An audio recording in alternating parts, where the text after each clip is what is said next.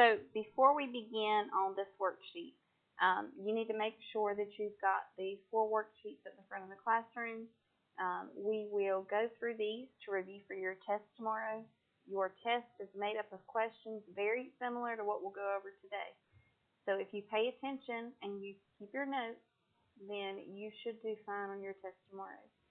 Any questions that you have for what we're going over today, circle it or put a star beside it, and I'll give you a couple minutes at the beginning of the class tomorrow to allow you to ask me.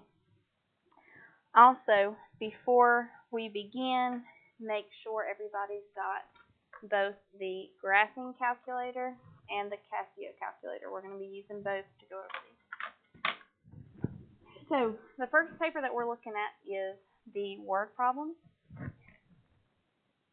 If we look at the first section, it's talking about factors, rates, and initial values. So for the first problem, we are given y equals 1.23 to the power of x. They want us to identify the growth decay factor. This is just our b value. Then they want me to figure out the rate. Well, remember b is 1 plus or minus r. So once we find b, it makes it pretty easy to find r, and then the initial value, which is a.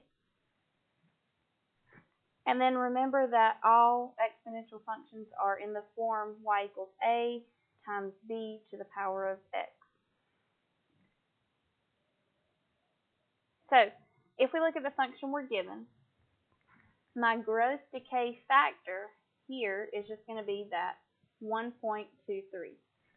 It is the number that's being raised to the power of x. Our initial value, there's not a number that's in front of that, so our initial value here is going to be 1.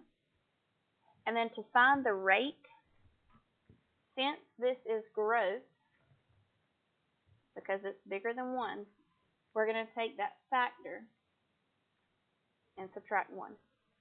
So 1.23 minus 1 leaves us with 0.23.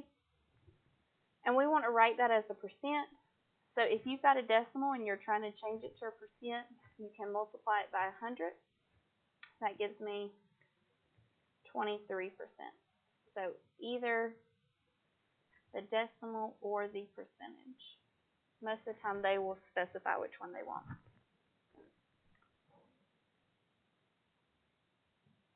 The next problem we've got f of x equals 3 times 4 over 5 to the power of x.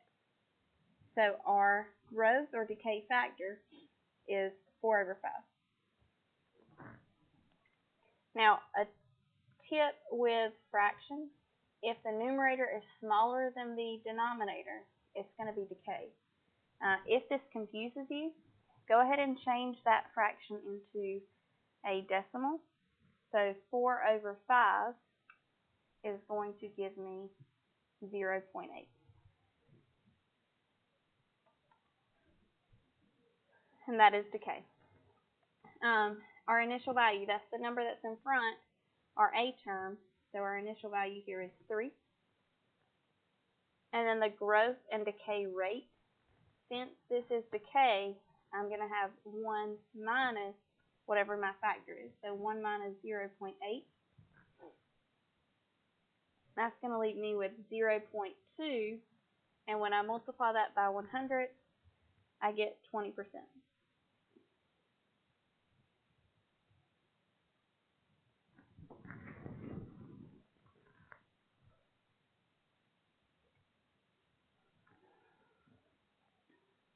Go ahead and circle number 4. I want you to save this one for you to do yourself, particularly at home, not while I'm going over the rest of this.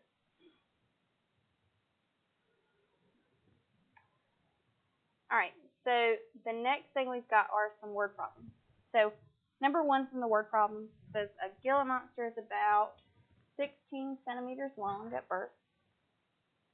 Then during the beginning of its life, it increases by about 15% each week. So that tells me that to start with, or my a value is going to be 16.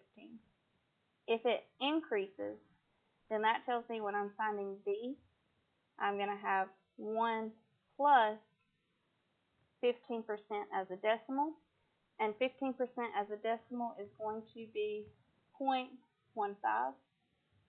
So when I add those together, I get 1.15.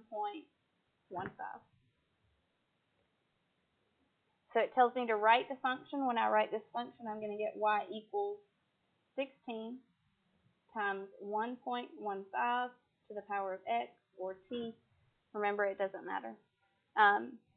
Now, pay attention to what it says. It does tell me that each week it's increasing by that rate.